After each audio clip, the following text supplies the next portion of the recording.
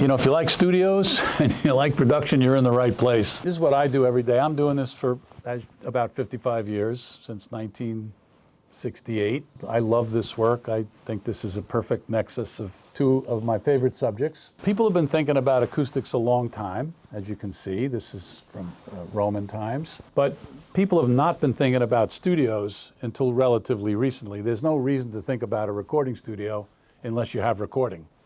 So recording is relatively new. It's a typical 1950s studio, and it's pretty boring architecturally. A little bit of vintage gear there that maybe is kind of cool and slick, but other than that, this is just a horrible room. It doesn't sound particularly good. It certainly doesn't look very good. It's not very comfortable, okay? And there's this big, very serious boundary between the control room and the live room where the artists are, and that reflects kind of how recording was done, okay? So that's really a architectural statement having to do with the recording industry in general. So how did we go from this, which is not that long ago, through possibly a scene like this, and you all know where that is, of course, and who that is, Beatles, Abbey Road, to lots of rooms like this, including the room we're in. I could have actually had a picture of this room, okay, that are acoustically extraordinary. Although this is a separate control room from a live recording environment, clearly things are different.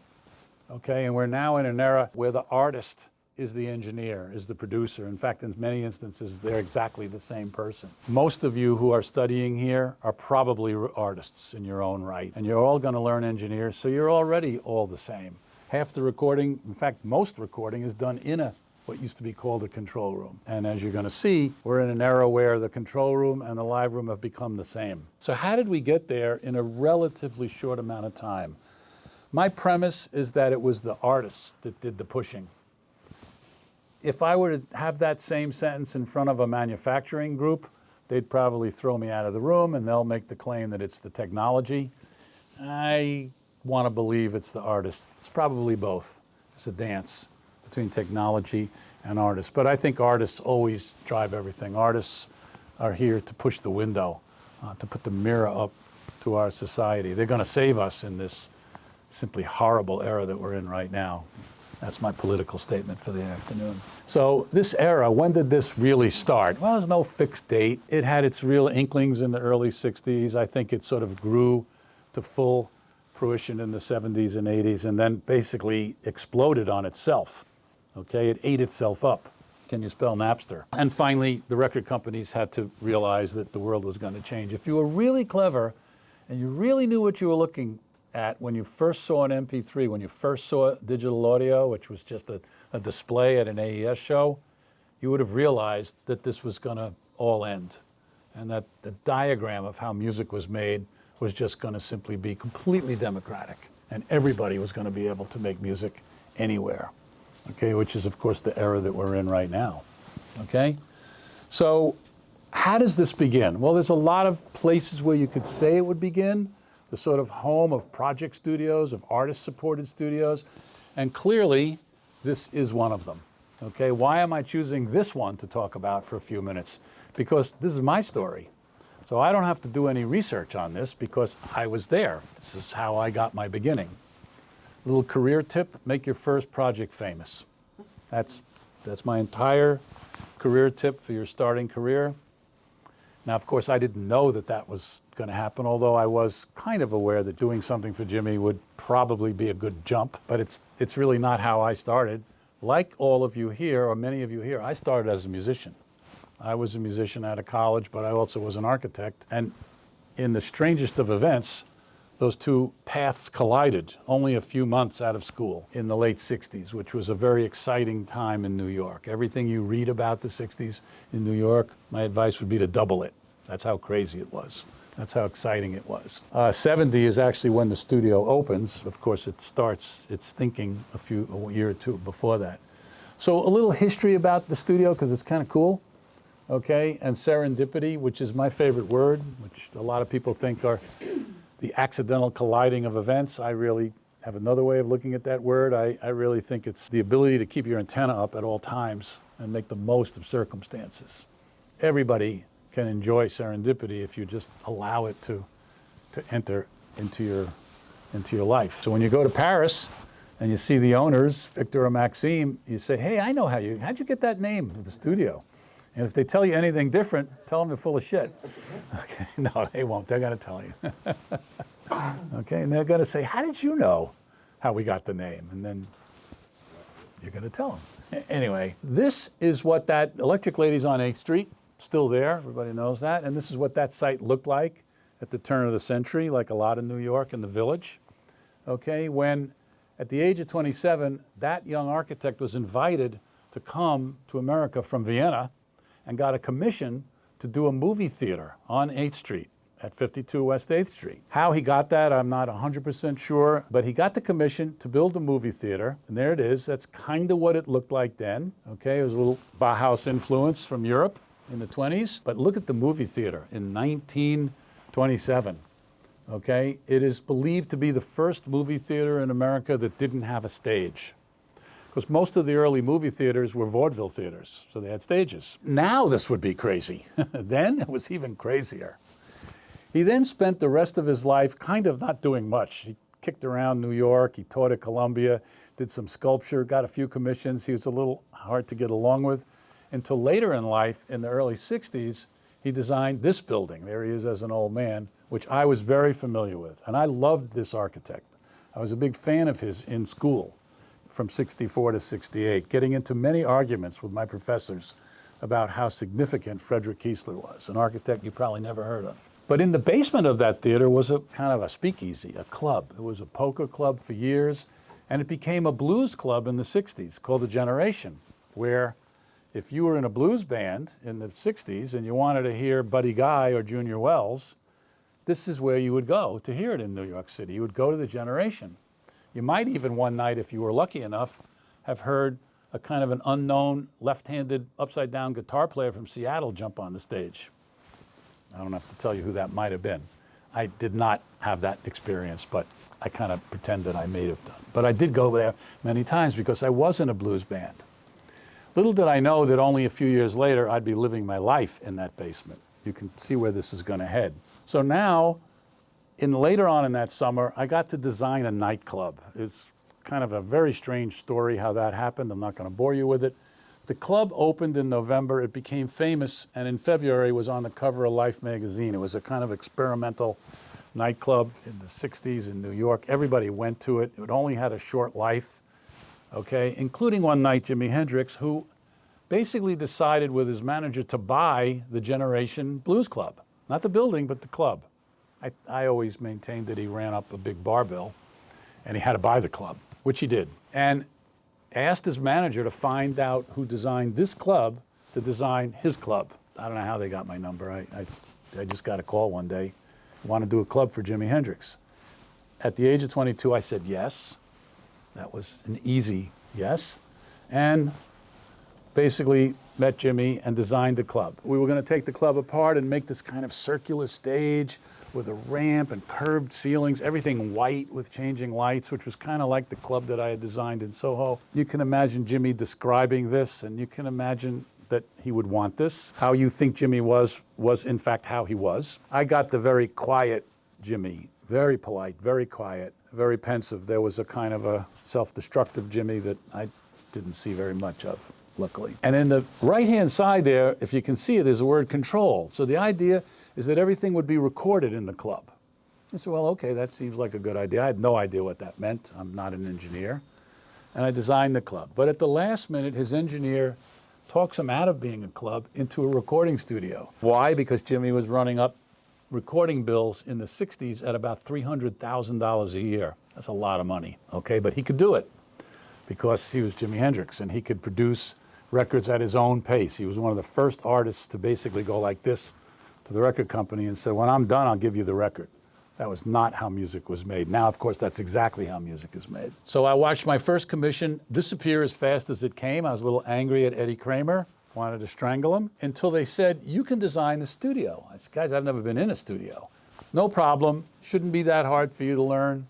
Go tour all the studios in New York. There was about 6 of them. We hired Phil Ramone, a young engineer at the time, to help us.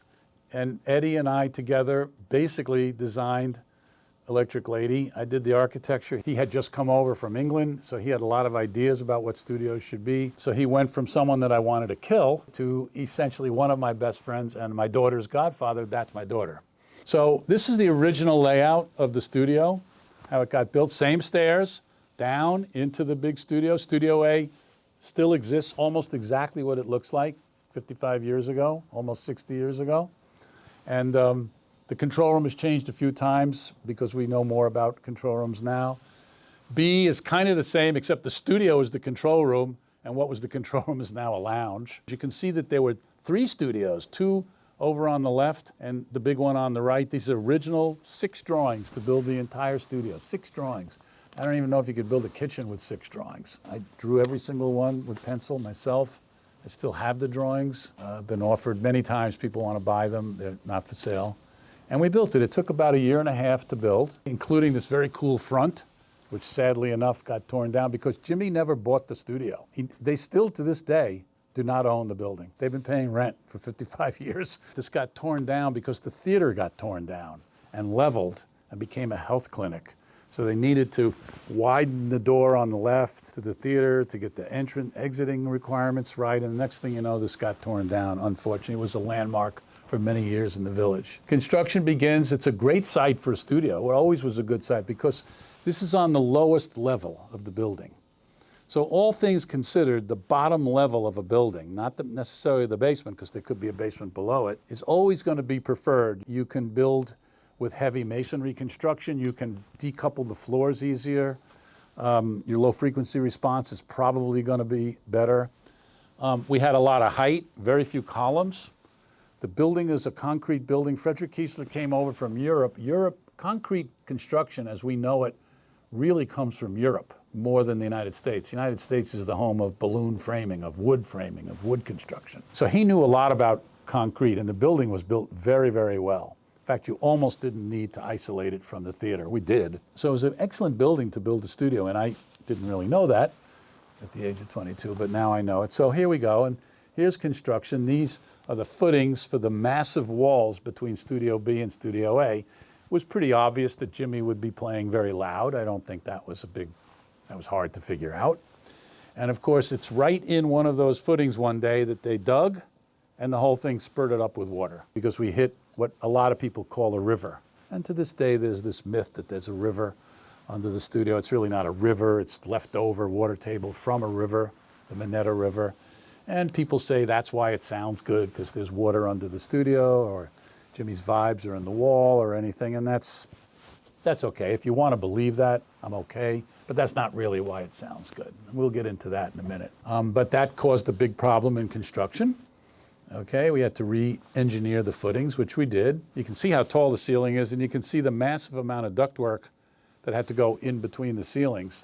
That's still there 60 years later. It has never changed. So a little air conditioning lesson here. The ductwork is oversized because you need the air speeds to be low. And we need twice as much ductwork because for every cubic foot of air that goes into the studio, you have to take it out of the studio because you have isolated doors and windows. Took about 1 year to build, a little bit more, and it finally opened. And that is what it looked like then. I'm going to show you a picture of what it looked like a few years ago, and you'll see that nothing's really changed very much in the studio. I like the black and white photos because hidden into the ceiling, into this conical propeller-shaped ceiling, is all colored lights. And Jimmy used to play with the lights all the time. Now, it's true he was only in the studio for a limited amount of time before he died. The studio opened in August of '70, and he died in September. So most people think he only spent a month in the studio. That's not really true. He spent about 6 months in the studio. They just had the party in August. And there's just a movie that just came out last year about the building of the studio, and a lot of music was recorded in the studio, which they've reprocessed. The ceiling is what's magical in this room. Inadvertently or advertently or serendipitously, Eddie and I had created essentially a giant membrane absorber. A membrane absorber is one way to control low frequency energy in a room. This is a membrane absorber, this ceiling, as opposed to velocity absorbers, which are fluffy stuff like insulation or carpeting or foam. okay? And we didn't realize that that's what we were doing. I personally didn't realize that's what I was doing for many years, but that's actually why the rock and roll guys like this room, because the low frequency reverb time does not run away in the room. It would normally run away in a big room, but it doesn't run away in this room. It's controlled. In fact, it goes down a little bit. And it's because of the ceiling, not because of the water table or Jimmy's vibe on the stairways or any of the other bullshit that everybody spreads, okay? That's really the work. The shape was the shape I was playing with at the time. And a lot of people have worked there. Not too many pictures of Jimmy in the studio for obvious reasons. And this is not the beginning of 5.1. Records were still being released in mono. So you needed a middle speaker if you wanted to see what it sounded like in mono. That's no 5.1 in 1970. And of course, almost everyone has, in one way or the other, gone through the studio. You'll recognize a lot of people. Jimmy died only a few months later. Stevie moved in for a year. He was working uptown. He was unhappy with the studio up there, and he wanted a studio that was 24/7 his. This was built as a personal studio for an artist. It's a commercial studio today, but it was conceived as a personal studio. No one planned on him dying. His manager was smart enough to build it to commercial specs, realizing that when he was on the road, they could rent it out. Stevie then moved in. So you sort of had one Mozart leave and another Mozart walk in, and this was Stevie's synthesizer, which we also designed for him, the housing and everything. And that sort of lived in the studio, and then Stevie moved to California. And there's the studio, maybe 3 or 4 years ago. It's kind of nice and cleaned up. As you're gonna see a lot of pictures of studios, and most of them are kind of dressed up and look neat, but studios are messy. Studios are like wood shops. They're supposed to be a little on the funky side, which is why I like some of those other shots, like that show it with stuff in it, and wires and lunch. So we kind of go from this era in a relatively short amount of time through this, till we finally get to these kinds of studios. This is at Jazz and Lincoln Center in Manhattan, up there in Columbus Circle. That's their studio. This is one story. There were other stories like this in California. Beach Boys had a studio.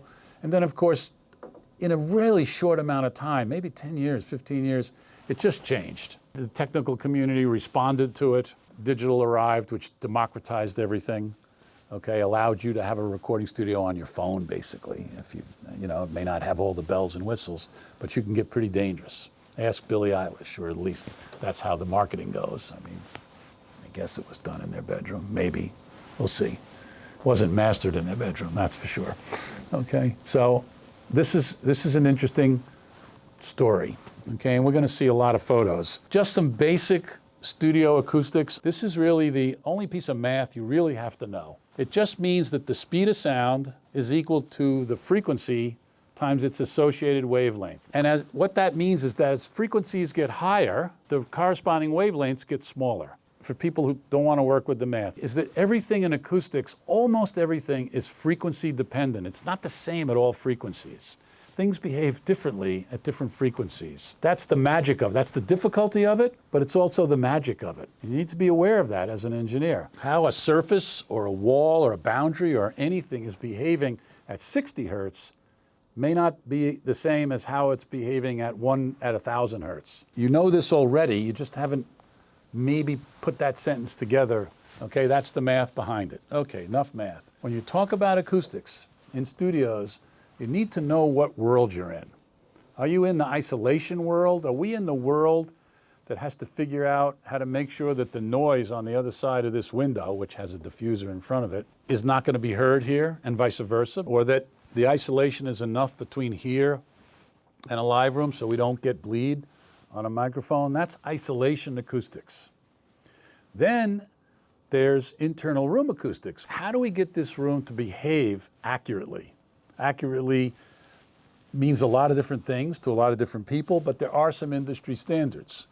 To simplify one of them, we could say that the frequency response in the listening position is relatively flat or relatively even. That's internal room acoustics. And for the most part, these two worlds are different. So the reason why I can't hear the noise on the other side of that window is because of the glass and the wall construction.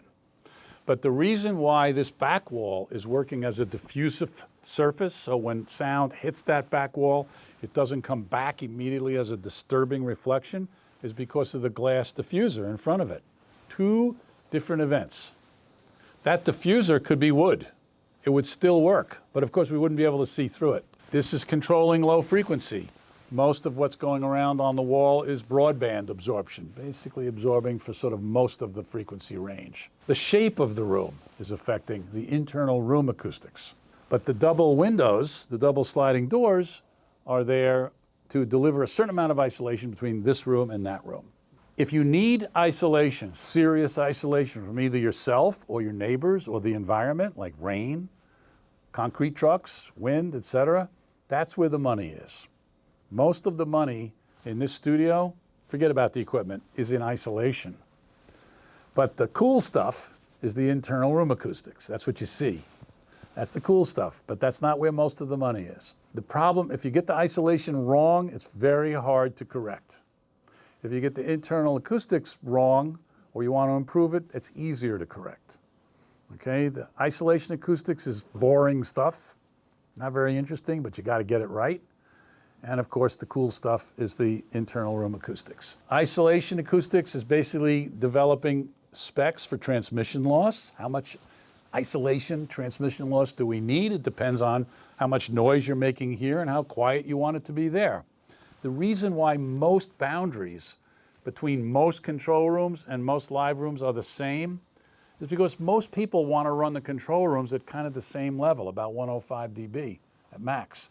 Roc Nation might be wanting to run it a little bit louder because it's Roc Nation.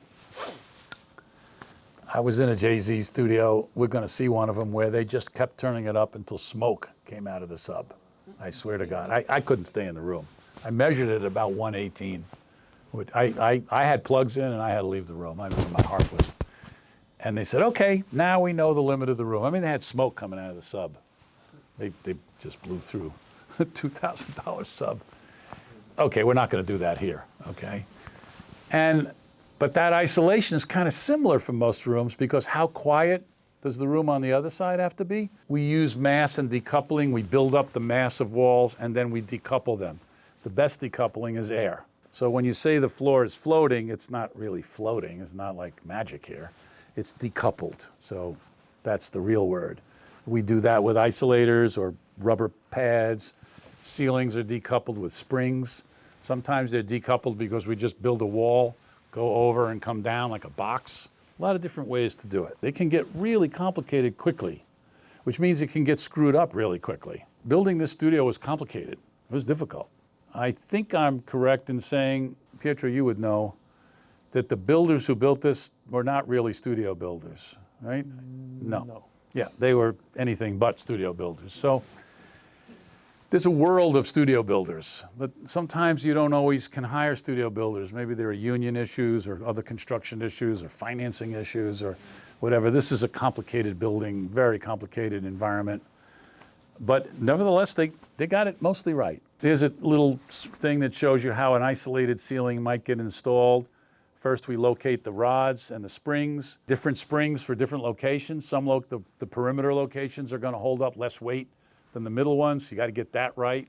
If a spring is loaded too much, it's not a spring anymore. And if it's not springy enough, it's not a spring. So this has to be figured out. Here's some examples of very complex isolation. This is a studio in Vancouver for electronic arts.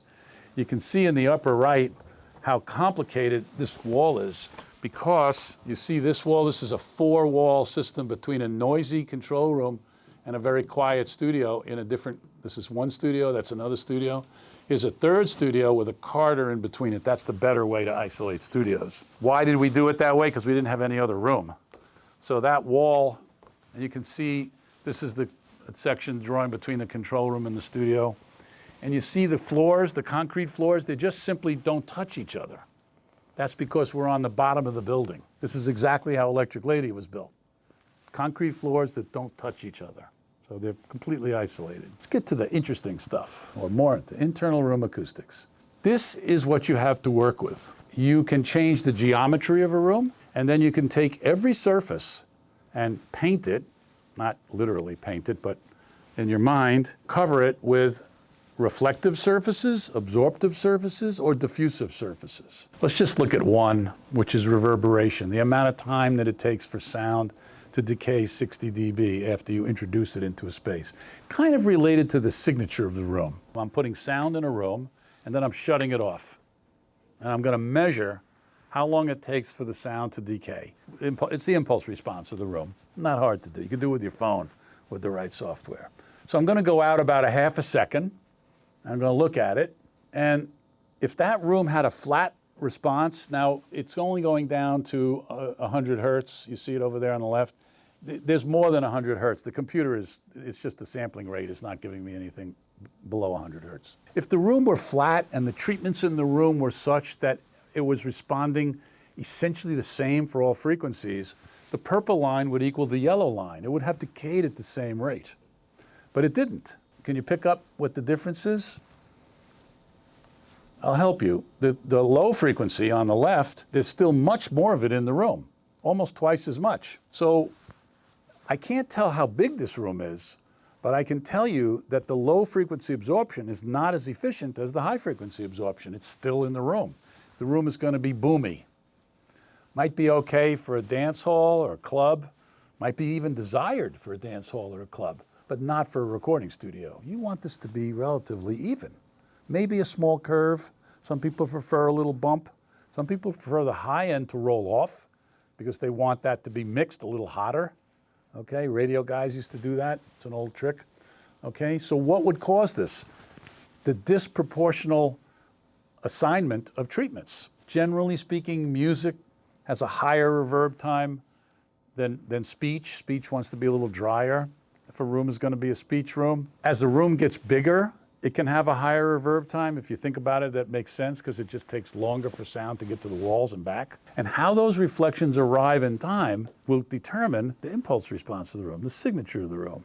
And the reverb time is built into that. Reverb time makes more sense for bigger rooms, starts to make less time for smaller rooms. Why? Because as the room gets smaller and smaller, it's less statistical. There's less randomness in the room. It can come from ceilings sometimes. It can come from tall racks that are sometimes brought in and they're right next to you. It can come from an asymmetrical layout of a room. There's a rack on one side and not a rack on the other side. These are all close-in, comb filtering type effects that we want to try to avoid. For years, monitors were on top of big pieces of glass, which was a kind of a leftover idea from looking forward into the studio, which was a leftover idea from the 50s. And over time, people stopped, they were tracking on them, but they stopped mixing on them. Why? Because no matter what the speaker was, they realized what was happening was a console bounce. The first time I saw this was in the late 70s, and I came into a session with Bob Margoloff, actually, Stevie Wonder's session, and he had a packing blanket on top of the console, and he was mixing underneath. They were mixing. He knew where everything was. I said, what's going on here? He says, I hear the console. There's some kind of high frequency thing. I don't like it, and it's better with the, and what he was hearing was a comb filter off the speaker. So over time, people have really, really learned to keep speakers at ear level monitoring. Look, now of course, one way to avoid that diagram is to not have any windows in the front, which is why I'm always preferring side-loaded windows, like that, okay, and then a symmetrical one over here. Another way to do it, we'll see some other ways to do it. So by lowering the speaker, you don't have that problem anymore. Now you have ear level monitoring. If you look at all the specs on 5.1 and Atmos, is always ear level monitoring. You can kind of sort of lower it and then put the glass up in the middle. We did that for this studio for Fito Paez in Argentina. At low frequencies, everything is different. So everything we've talked about really works best for high frequencies when the frequencies are high but the wavelengths are small. The sound is behaving kind of like a line. But as the wavelengths get bigger and bigger, which means the frequencies get lower and lower, they don't behave like a line anymore. Now they behave like a wave. And now we have a completely different way that we need to calculate and think about sound in those rooms. Okay, we call it LFA, low frequency analysis. When does that happen? This is a graph that we made up. Sort of think about how effective or accurate an analysis would be. Ray trace, which is high frequency lines, is very, very useful at high frequency, but as you go down in frequency, it gets less and less interesting. Modal, or low frequency analysis, is very useful at low frequencies, but as you go up in frequency, it doesn't make any sense anymore.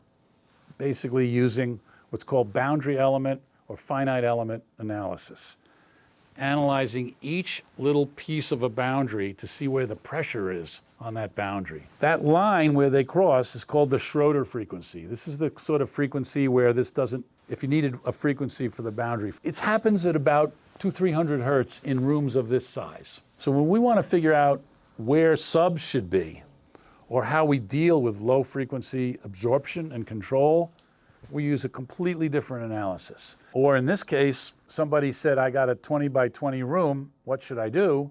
I said, let's get rid of the square. You have 2 of the 3 dimensions are exactly the same. So your corner buildup, your modal, your first order modal buildup, which is related to the X and Y and Z dimensions, are going to be identical for 2 of the 3 axes. You can have a studio in a square, you can have a control room in a square, but you'd be much better if it wasn't the square. It's just easier. And then in this case, I like to sometimes orient rooms wider than deeper. Not always. If you need a deep room like here where we need a producer's desk and seats, then the room is deeper than wider. Okay? But as a room gets wider, the first reflection off the sidewall gets less and less important, okay, until finally it doesn't mean anything anymore. And that's another one of those comb filter diagrams we're trying to eliminate.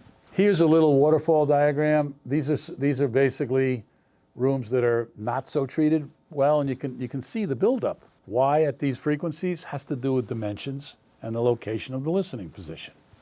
So how we tamp that down is to use an analysis trick to find out where the pressure points are for those modes, okay? And then at that pressure point, we apply treatment, specific, usually resonators, things with holes and slots in them. We use our own software that we've been developing for 3 or 4 years. It's a little it's actually very complicated. And we've been, for instance, Rue Boyer, you'll hear how it's controlled.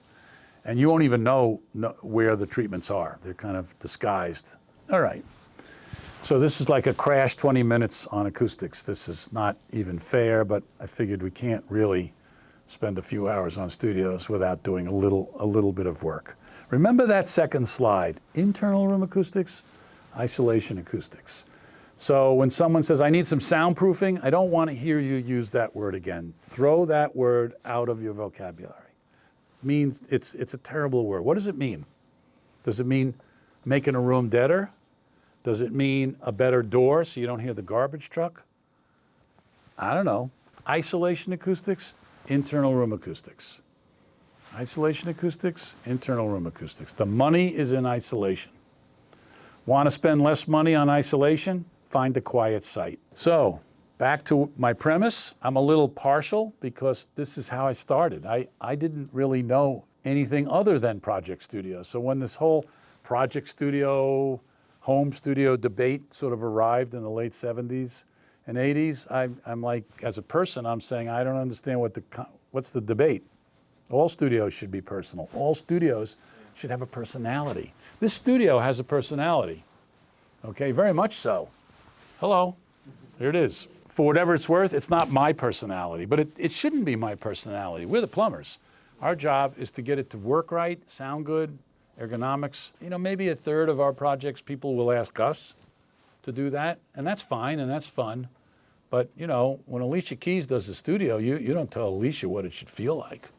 She tells you what it should feel like, and then we try to make it happen.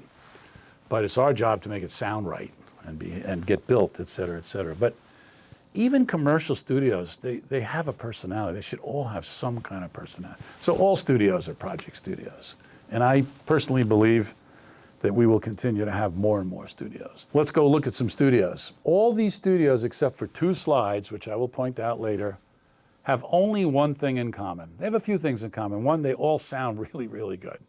They're very accurate, and they were all designed by our team, by me or my team.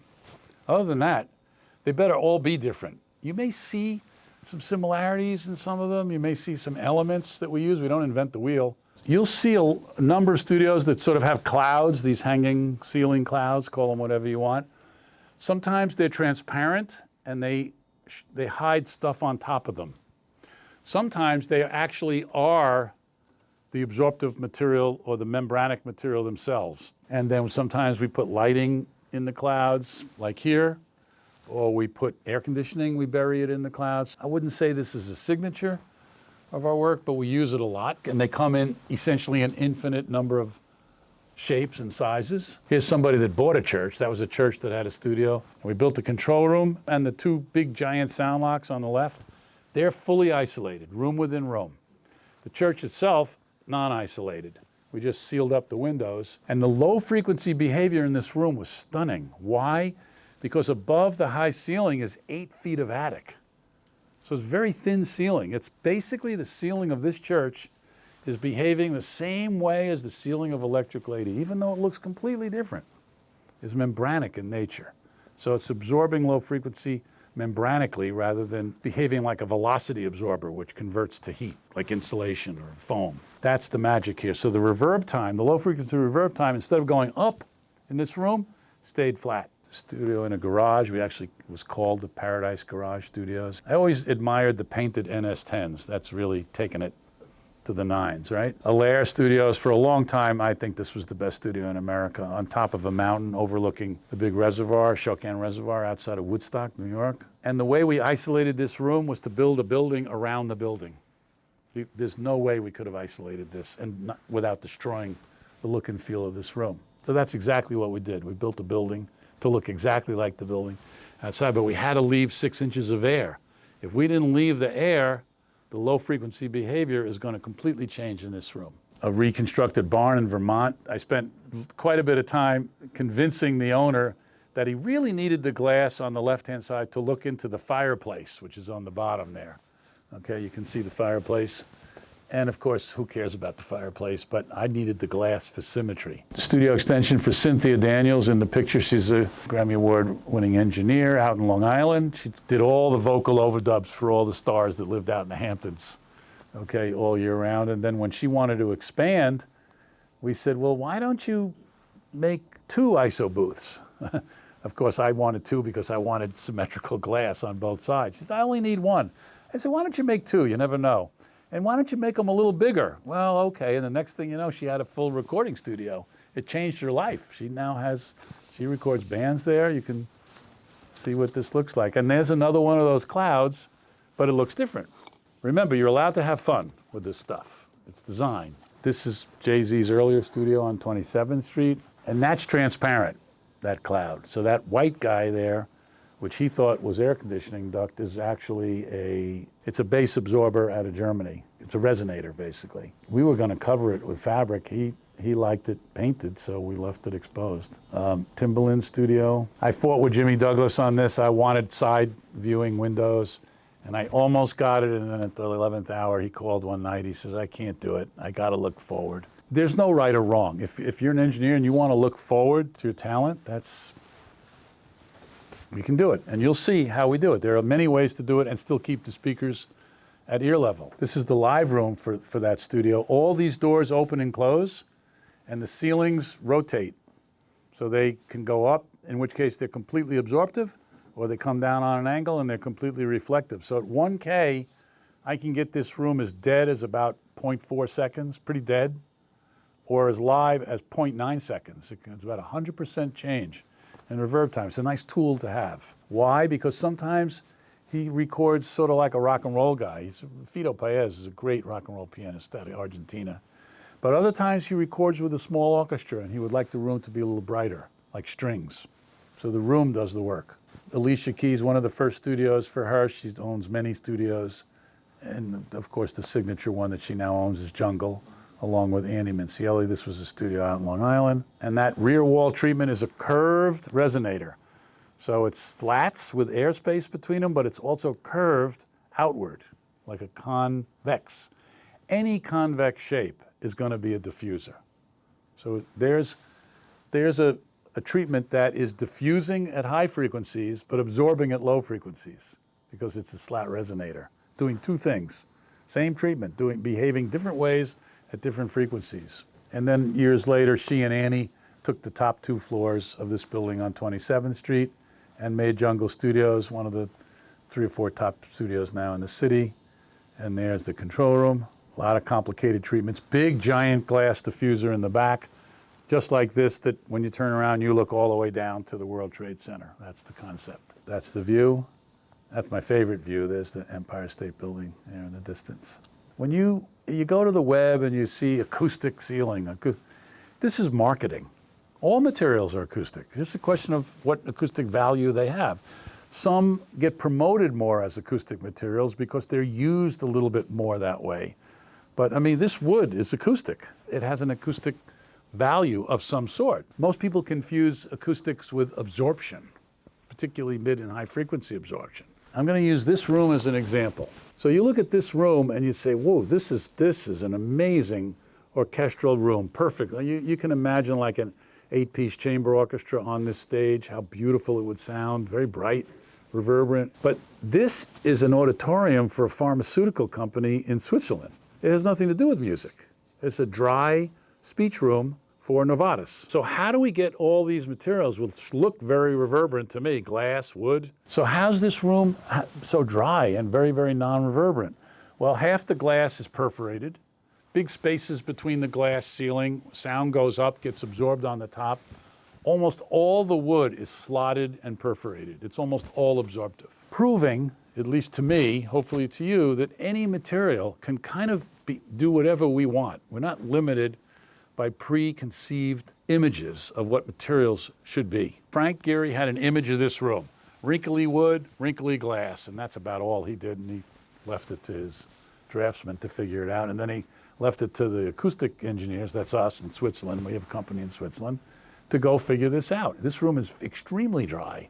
They play music in it. Sometimes there's musical background for a pharmaceutical film, but it's not a performance hall at all. It actually doesn't even sound good as a performance hall. Whereas Jazz at Lincoln Center probably wouldn't have started off with this big giant piece of glass in the background. But look at the view. It's a $1 billion view over Central Park. Okay, and this is the view that we were given in this Skidmore, Owens and Merrill building that then was handed over to Rafael Vignoli, the Argentine-Uruguayan architect. And his image was 2 parallel walls, the big giant floor-to-ceiling glass, and a swooping curved ceiling. Okay, how are we going to get this to work? Well, the 2 parallel walls are fabric, not even basically fabric, they are fabric.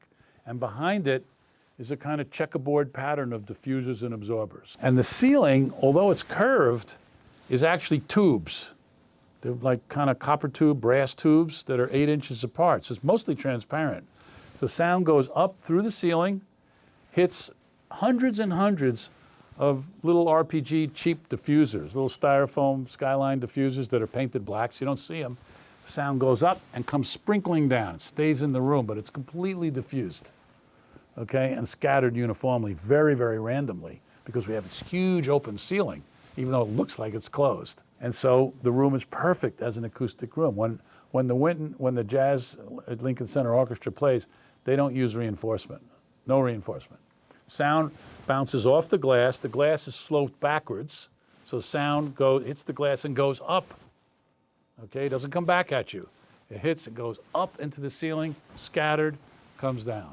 So I'm kind of simplifying what's going on here, but again, proving that any architectural dream or partie, as it's called, or scheme, can then receive world-class acoustics if you just put enough work into it.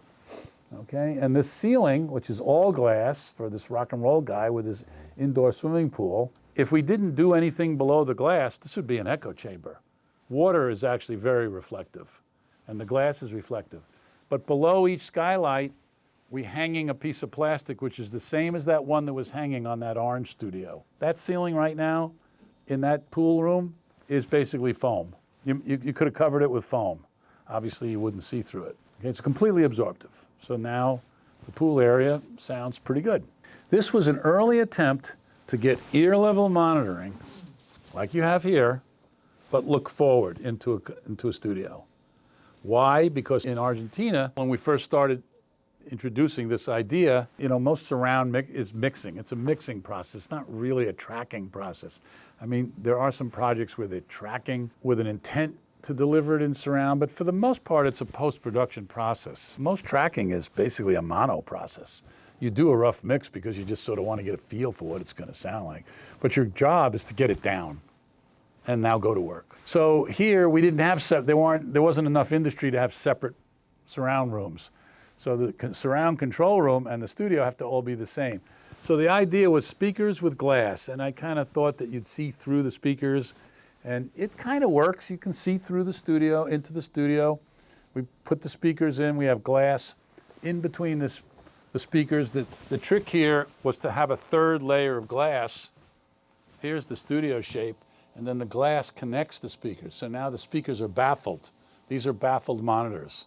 So there's a wall that's flush with the speakers, so you don't get any effect which is called an SBR, speaker boundary interference. That's kind of like low frequency coming out of the back of a speaker and bouncing back at you.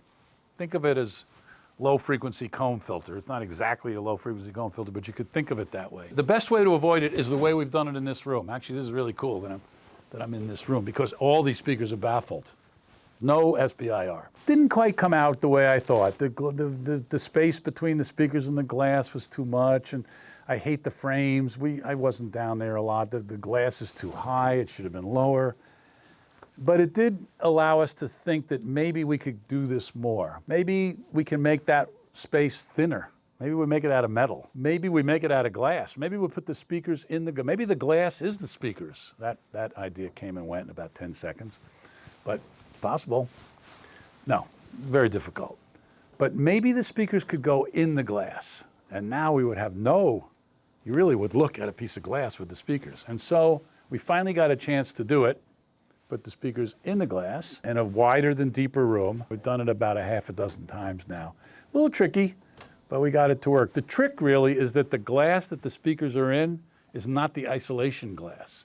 That's not the glass that's keeping sound out. That's the glass that's acting as a baffle. As a matter of fact, you want that glass to be a little bit thinner because you want it to move a little bit. You want it to be membranic in nature. So we did this in Brazil. Another example of really cool materials. This is a product from RPG. It's a kind of half absorptive, half diffusive panel. It's called a BAD panel. There's a half a dozen really top, GIK is another one, that make reasonably good materials that are prefabricated. So that world of prefabricated materials that behave in a certain way has really expanded. They give good specs. I trust the specs. They're tested. In general, if a company doesn't have specs or won't send you the specs and they haven't been independently tested, I would be suspect. Same thing with isolation products like doors. But in this case, these are all RPG products. This is one of the writer rooms at the Church Studios in London, Paul Epworth's studio. And if you look carefully at the walls, you'll see that each of these surfaces have different absorptive qualities designed to basically correspond to individual pressure points, okay, to control the low frequency. Clear diffusers, don't have to talk about that. There's one right behind you. And my favorite, okay, which is predictive software. And this is where I think the pedal hits the metal, okay? Being able to predict what rooms would sound like from drawings or from analysis. Okay, and there's a number of programs on the market, and there's a number of companies that kind of deal with this. Ours is just one of them. We use a number of products on the market, and we have our own that's proprietary.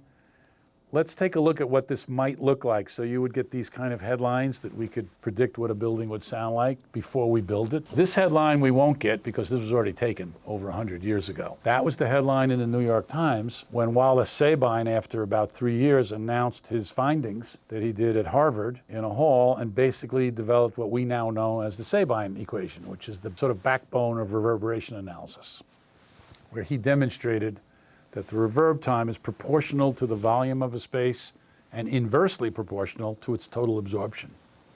Okay, and he defined that more accurately. We still use that formula for larger spaces, but we use a number of other tools to try to figure out what things can sound like. Here's one of them. This is a sort of older one that we use, but we got a nice little display here. So let's look at this church. This happens to be a church in Western Switzerland. And if you look at this church, you can kind of guess that this doesn't sound so good. I mean, there's no absorption in this church. This is all wood, stone, concrete. This is an echo chamber. Even the ceiling is wood slots that are kind of hung from the underside of a concrete shell. This is going to sound like the Lincoln Tunnel. That's exactly what it sounds like. It's pretty bad. That is the measured decay time curve. So on the left is reverb time in that's not tenths of a second. That's seconds. Madison Square Garden is like 2 or 3 seconds, just to give you an idea. So at speech, which is 500 hertz, 1,000 hertz, it's 5 seconds. So let's see what it sounds like. Let's measure it. That's some pink noise being inserted into the room and just listening to it fall off. In language, infinitely many words can be written with a small set of letters. So that's a dry recording that we threw through their sound system. Now, admittedly, their sound system was a piece of junk. It was just 2 speakers. They could help themselves, and ultimately they did by putting more directive speakers. I mean, you could put in the kind of system like the Sphere, which didn't exist then. This little church in rural Switzerland is not building a Sphere, I can tell you that. But nevertheless, that's what it sounded like. It was awful. And what was going on in this church every Sunday was basically people speaking. It's not a musical church. And they finally realized that we needed to do some work. The reason we got the job was we came in with we did this through headphones. We analyzed it and we played them this. In language, infinitely many words can be written with a small set of letters. Which they believed was exactly how the church sounded, since they've been sitting there every Sunday. And then we played it again, telling them that we got that recording by sending it through this software. Okay, they said, really? That, of course, got us the job. So how do we do that? We basically model the church, and it kind of looks a little bit like an architectural model. And by slicing up the church into a number of individual surface treatments and assigning acoustical properties to each of those elements, you could then get an impulse response of what the church sounded like from the drawing. You could then basically convolve the signal, send it backwards through the drawing, through the impulse response, and you could hear what the church was going to sound like from the drawing. Of course, we kept modifying the drawing, and remember, a lot of these surfaces, we didn't really know what the properties were. We kept changing it until they were the same.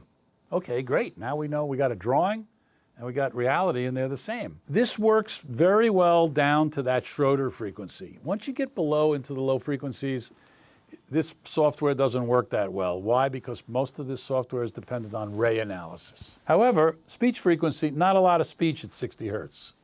Not a lot of speech at 160 hertz. Most of it is Schroeder and up. So then we said, well, now how are we going to control this? Well, we're going to basically lower the reverb time into a target curve, which was extremely low, 3 seconds, 2.5 seconds in some instances. How did we get to that? Well, we did a little research on churches, but the real way we got to it was we cheated and worked backwards. We said, well, now what could we do in the church? Well, there was really only one thing we could do. This took about 10 minutes to figure out. We're not changing remember what it looked like. The only thing we could really do was take down all the wood slots, put up fuzzy stuff, black fuzzy stuff, and put the slots back up. Nobody would even know that we did anything. So what we did was we did that in the model, got that curve, and then called that the goal. Okay, I guess that's cheating, but not really. We just worked backwards. Now we got to prove that the goal is correct. So we modeled it, and now we demonstrated. So this building committee, they can't read this graph. You can, but they couldn't. But they know what they're listening to. Everybody can listen. So let's listen to the drawing with the new goal curve. You can already hear that this is going to sound better. In language, infinitely many words can be written with a small set of letters. Now you can hear it. And it's still got a little reverb in it, which I think is good. God, a little bit of reverb from God, right? So that's cool. And everybody was happy. In fact, so happy that if they gave us permission to introduce more absorption into the room, I don't think we would have. Like, let's say they said, you know what, you can put giant tapestries on the wall, medieval Gothic we'll steal them from one church and put them in it. Then we don't need it. This is fine. This is enough. So we proved that. Now we went and did the work. Okay, so one summer they closed the church, put up all this shit, took down all the wood slots, put up very cheap black insulation, kind of basically garbage. Put the slots back, looked exactly the same, put in a slightly better sound system, and check out, there's the original curve, the horrible curve on the top. Look how much that tracks. As a matter of fact, we were too successful. We made it almost too dead at the higher frequencies, but there's not a lot of speech at 4K anyway. I mean, in the speech range, it was pretty much right on the money. This kind of software exists from 2 or 3 other companies. We use it all the time. Now the trick is, how do we get this to work for the lower frequencies? And then can we auralize full frequency? That's the holy grail of acoustic simulation. We are essentially almost there. I mean, a few years from now, if I were to come back and discuss this, we actually have examples of full frequency auralization, just not really public with it. It's kind of, we use it ourselves. So in this giant studio in China, and you can see how big it is. Look at these control rooms are much bigger than this control room.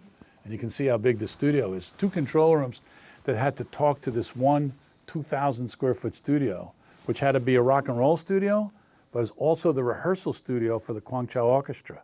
So it had to go from an orchestra feeling to a rock and roll feeling. Okay, we did that with variable acoustics. Ceilings that have flipping panels, curtains that come around that deaden it. And we did it by modeling it. It sort of looks like the building, but it's an acoustic model.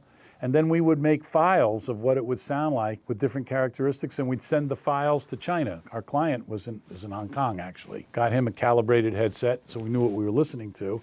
That's how we designed it. So for instance, if you wanted to have a very, very dead drum set,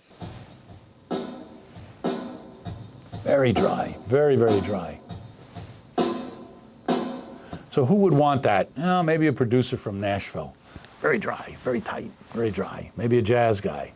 But if Eddie Kramer goes in the room, he wants the brightest room he can get, because the way he records drums, the way he gets that Led Zeppelin drum, is he tight miking, and then he puts a room mic and grabs the room, and then secret sauce mixes them, and that's how he gets that drum sound. Who am I to argue with Eddie? So he is going to want just the opposite. He's going to want the drum sound to sound like that in the room. Then he's going to bring gobos around the drum, do his stuff, et cetera, et cetera. So we were sending these back and forth until we finally agreed on what worked for both the orchestra and the rock and roll. Very valuable tool. I show you this to kind of tease you a little bit with what's available and where this world is headed. Now we're going to build the studio. They found this building, which they were extremely proud of, to show me. And I said, guys, this doesn't really look like a very good building. I think we should really tear this building down. That's exactly what they did. And they built another building that looked just like that building, but real concrete. Things get built a little differently in China, very quick. This construction is the same as Electric Lady, double concrete walls with split concrete slabs and spring-loaded ceilings. These guys had never built a studio before. The builders were incredible, unbelievable. There's the ceiling that's being hung. And you can see a lot of times we use sheetrock, plywood sheetrock. Why the plywood? I want to have 2 different materials in that ceiling because they behave differently. And also the plywood gives us a nailer. It gives us a full surface where you can screw things to, because they're always hanging things from the ceiling. So we use plywood a lot. And then these are the sort of low frequency membrane absorbers that are attached to the ceiling. Double wall construction with air. Essentially it's a 4-wall system because each boundary is 2 walls and then the corridor is air. If you think about it, it's 5-foot wide corridor. So both control rooms and the live room can work simultaneously at exactly the same time with full isolation. A little bit excessive, but that's what they wanted to do. Again, I was not happy about the speakers being above the glass. Every time someone wanted speakers above the glass, we would just keep lowering it until any lower you wouldn't be able to see out the glass, and moving the console back. But there was a certain throwback aesthetic for this studio, and that's what they wanted to look forward. So now we analyze low frequency absorption and control in a very, very different way. Basically, figuring out where pressure points are and then putting very targeted treatments at those locations. So in this really crazy room in Boston, in an attic, that was kind of a home studio. My friend Rob Jasko was mixing here. During COVID, he was not able to go to any professional studios. He had to mix at home. So he said, John, we need this room to kind of come up. We need this to be better. So we analyzed it. This was the kind of results, about 5 or 6 different kinds of treatments in the room. And you can now see them, mostly resonators. Resonators are sort of surfaces with very specific holes and slots with air behind them, usually 4 to 6 inches, that basically just absorb low frequencies, but don't really do anything with high frequencies. Whereas broadband absorption, fluffy stuff, absorbs high frequencies, doesn't really do much at low frequencies. The trick is to use them in a balanced way. This is Mixed with the Masters. Very complicated array of treatments. You can see they kind of wanted it to look sort of old school and very wood-like. The second day they open, I kind of thought you should get like a test band, get a local band in there and kick the tires a little bit. Who's in town but Jack Antonoff? I said, this is not the person you want to send into the room on the second day.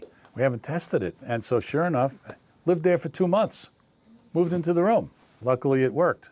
He's a friend. We've done a few studios for him. We're doing another one now. The live room is actually it's more like a giant vocal booth. It's been set up for teaching. They have a B studio, smaller control room, and sometimes they need the control room A to actually be like a lecture room. Imagine they need this room to basically become a 25-person event room. How would you do that? You'd have to move all the equipment out. The way we did it is to get the console to go down on an elevator. They put planks over it, and they just push the racks back, and now it's an event room, or it's a live room for the B studio. It's a little bit of a novelty, but because of that, we took advantage of that space.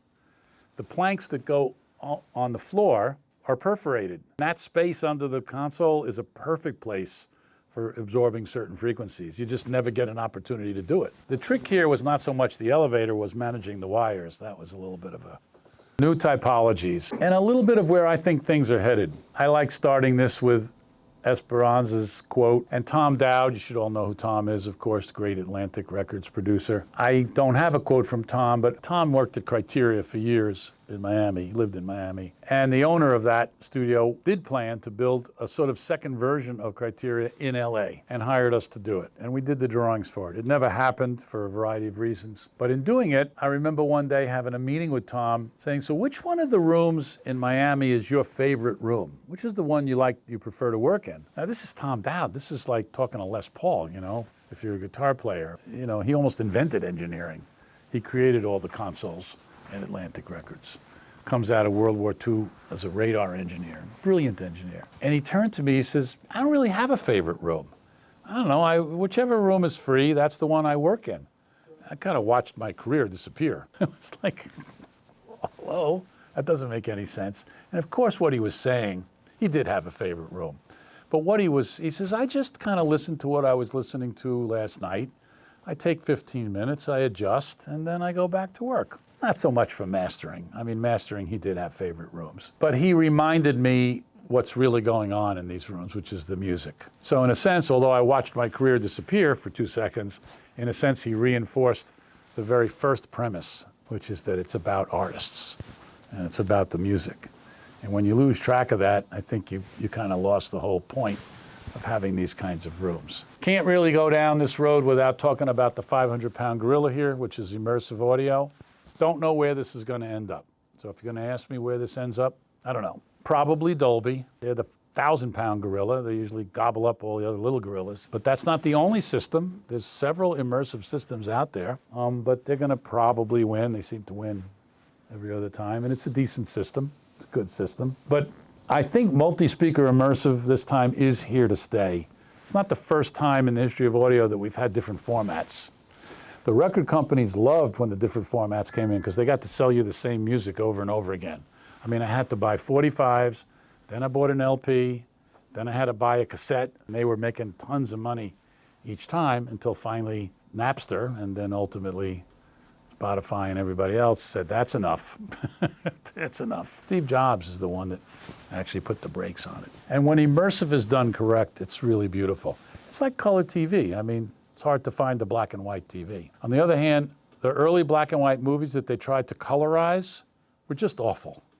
And they shouldn't be colorized. Everything about it was done because they knew it was going to be delivered in black and white. But when things are done well in color, they're amazing. So we've had immersive in film rooms for years. It's not really new. And people have been mixing in immersive a long time. This is Carter Burwell's studio. Film mixing guys have been mixing in immersive 5.1, 7.1 for a long time.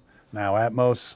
BSO, I think the best hall in the country, one of the best in the world, have their own studio in the basement. They've gotten a few Grammys out of this room. Every surface here is specific for a certain frequency. Even these desks on the side, which sort of look ordinary, are specific so they can come together and become a producer's desk. Every concert is recorded. It looks like this, but when they're mixing, they have big sheet music, pages and pages. Big studio in China. If left alone, I prefer side glass. I prefer to get rid of the glass in the front. So in this case, we're looking into a live room, pretty nice size one on the right, but nothing on the left, but we imitated the glass. Two acoustically identical rooms for Marcella, Ariaka, and Danger. These are pretty well-known Miami mixers. The rooms are acoustically almost identical, but you can kind of see this is that Danger's room, and this is Marcella's room. Style is everything. Every studio is a personal studio, is a project studio. Mixing facilities in Italy, I like this. Only the Italians would kind of suggest this color scheme, I think. You would not normally put a skylight over the middle of a control room, but they do a lot of work in the daytime. They just wanted daylight. We got it to work. This is Church Studios. It was the Eurythmics. It ended up being bought by Paul Epworth. This is Adele's producer. He had worked at Jungle, and he wanted to bring over an Augsburger type speaker, similar to these speakers, and was the first in London to install that kind of speaker system. I remember getting the call from Paul. I knew who he was. I didn't know him. Literally called up one day and said, "How'd you get my phone number?" He said, I don't know, my assistant got it. "Oh, okay, studio in the church, great. Yeah, terrific, I'll be honored to do it." And he's English. "And I want to try to duplicate Jungle and that monitoring system over there." I said, "Well, send me some drawings." And the first thing we did was to see if Jungle would fit. First thing I do is try to get programming. So what do you want it to feel like? I want it to all be white and the lighting would change colors. It was like, well, I haven't come very far, have I? The last person that did that was the first person who did that, Jimmy. That was what he wanted, everything white and the colors change. And that's, of course, exactly what we did. And now, of course, the lighting is much easier. You can get this lighting at Home Depot. But the trick here is the angled walls on the right and left, the angled in resonator walls. That's really what's doing the work. So these speakers conceptually are identical to these. They're a mirror image of these. Two different companies, but they're essentially the same. And then upstairs, he took the big church, what was the church, what was the assembly room, and we put it all in one studio. Basically, the control room and the live room are the same room, which is where I believe things are heading. It's not for everyone, but I believe things are heading more and more in that direction. You had a question? If you were tasked with designing a studio within somebody's home using only things that you could typically find within a home, where would you start? What are some things you would either look for or consider as far as placement, configuration, and materials? Well, I'm kind of hoping that by now you could almost answer that question yourself. Right. If you take the word home out of your question, it's every studio. The first answer to your question is to establish a program. Most projects get off the rails because people don't spend enough time analyzing their program. What are you really trying to accomplish? So what are you trying to accomplish in your studio that you want to build? I want the best studio in the world. Okay, that's fun. That's kind of like saying I want world peace. Let's do a little, can we do a little better than that? Do you have a site? Do you have a budget? And you just keep drilling down. Now, most people need help on doing this. That's our job. 3,000 studios later, we're pretty good at it. What's the maximum number of people you want to record in your studio? I want to be able to record an orchestra. I said, are you really sure you want to build a 1,500 square foot control studio? Because that's going to cost, $1.5 million. And how many times I guess we don't really need a 1,500 footer. And the next thing you know, it's 400 square feet. That's assuming somebody even knows what 400 square feet is. I got an idea. Have you worked in a studio recently that looked like the right size? Oh yeah, what is it? And so sometimes we get it that way. Okay, what's the vibe? That's easy. People know what they want it to feel like. Equipment, everybody knows equipment. For some reason, everybody's got the equipment down to the fucking plug-in. I said, I don't care about the plug-ins. I'm just trying to find out how you want to record. All digital, hybrid, analog and digital, surround, not surround, more emphasis on tracking. Do you want to record in the control room? Do you want to have a separate live room? Et cetera, et cetera, et cetera. So it's programming.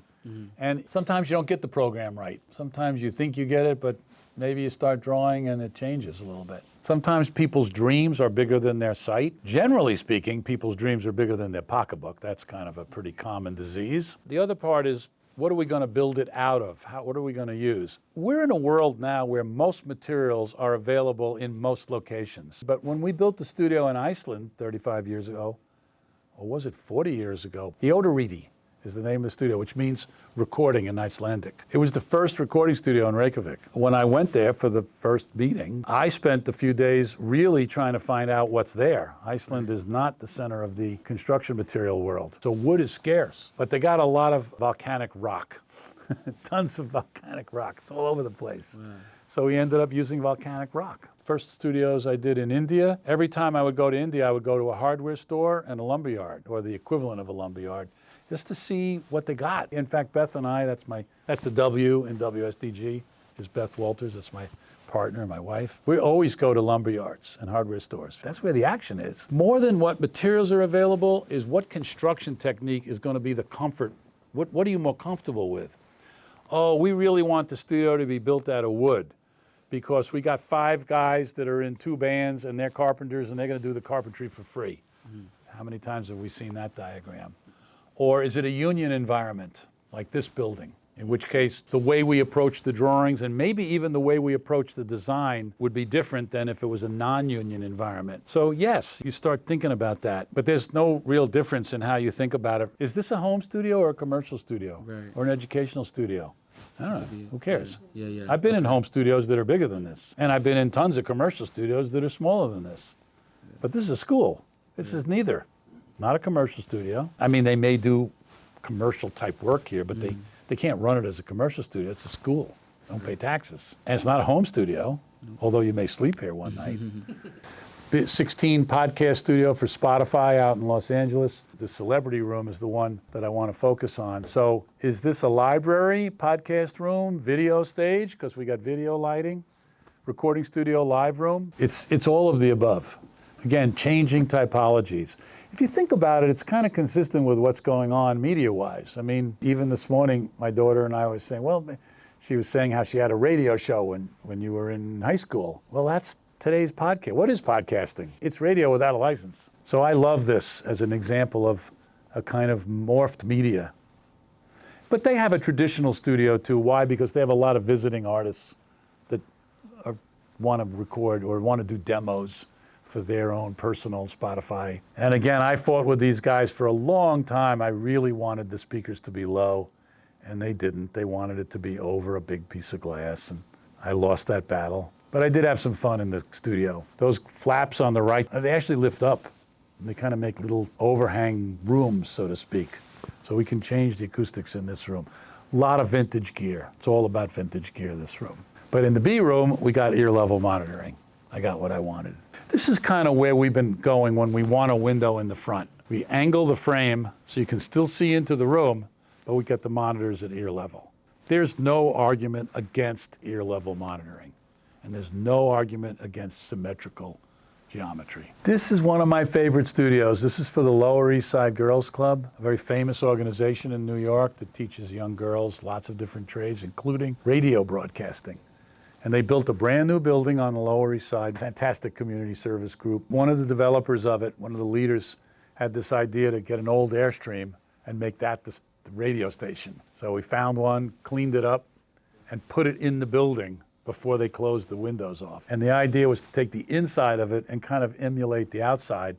You would not normally have this concave shape. That's not a very good acoustic shape. Needless to say, it's all perforated. It sounds great in there. And they teach 12-year-old girls to be broadcasters. Yeah, they even have their own little radio station. This is a mastering room in Chicago.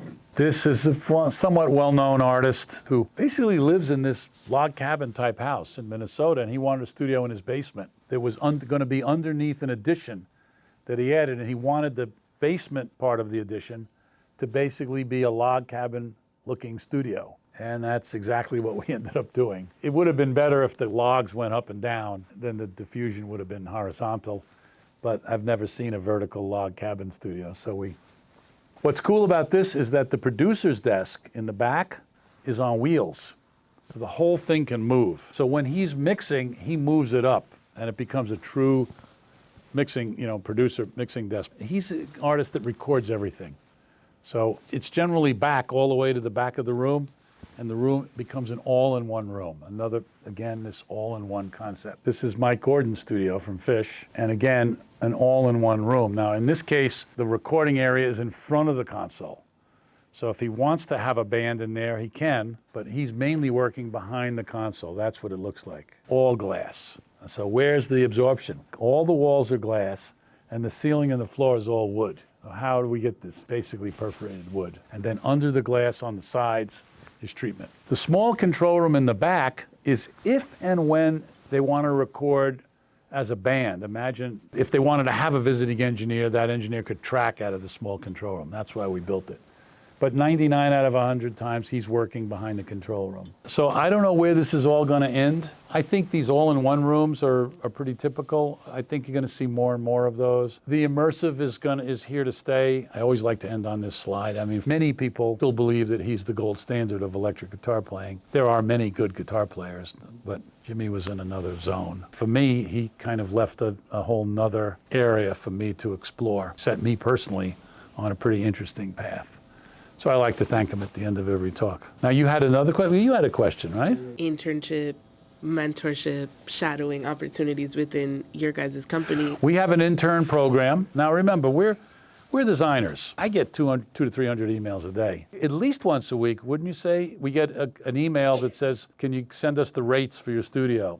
Somehow they think we're a studio. I mean, we're not a studio. We're a design company and a consulting company. The actual daily workings of what we do, the business, so to speak, of what we do, is messier. It's the difference between the sausage. Most people don't want to see how the sausage is made.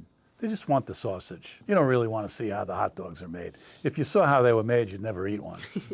So this is glossy, but there are people that this is a career path that they like. I went to a school that believed in the Socratic method of teaching. There were lectures, but it was mostly small, 7 and 8 people with a professor. I was very fortunate to go to a really good school, and a lot of courses didn't have grades, complete honor system. There were no proctors in our tests, none of that. And so I believe in that. I believe in internship. I've always had interns. We always have interns. Pietro, who's been helping me today, I think you were an intern. Yeah, now he's a partner. He's an owner co-owner of the company, and runs everything out in LA now. If this is interesting, you just go to our webpage, there's an application, and then you start talking to people who run that program. I don't run it. You don't want to work directly for me. I'm a nuisance. And I'm kind of in the winter of my career. I got most of the people in our company. We have about 80 people worldwide. Well, there's one senior person in Berlin because we bought a company in Berlin. But other than that, nobody's over 60. Most of the leaders are 50s and even younger. They're all in the summer of their life. We've had a lot of people that have come in as interns, and then they went on to run studios, build their own studios. We've had several interns who helped us on a project because they were there while we were building it, and then they went on to work at the studio that they were helping to build. That's happened more than once, so not everybody is interested in going into the business of designing studios. I now teach at one school. I mean, it's a course, but I do that every spring at Berkeley. The people who take that course, that's an elective course, most of them want to own a studio, or they even have a studio already. If you had to pick one song to demonstrate the acoustics and design in this room, what would it be, and can we take a listen? I don't do the testing anymore. I mean, I got guys that have much better ears than me, but if and when I'm listening, I like to put Bird on a Wire. Jennifer Warren's, that's the Bird on a Wire. There's a triangle in there that I like to listen to. I like to listen to Thriller because I think it's one of the best mixed songs ever. I'll go and grab a version of La Boheme because I just want to hear La Boheme. It's an opera by Puccini. That's one of my favorite songs of all time. The first album, Natch and Blues by Taj Mahal, is one that I like to listen to because I love it. But the guys that do the tuning, they have their own lists. Well, good luck in your careers. You know that Dylan song, Forever Young, doesn't last forever.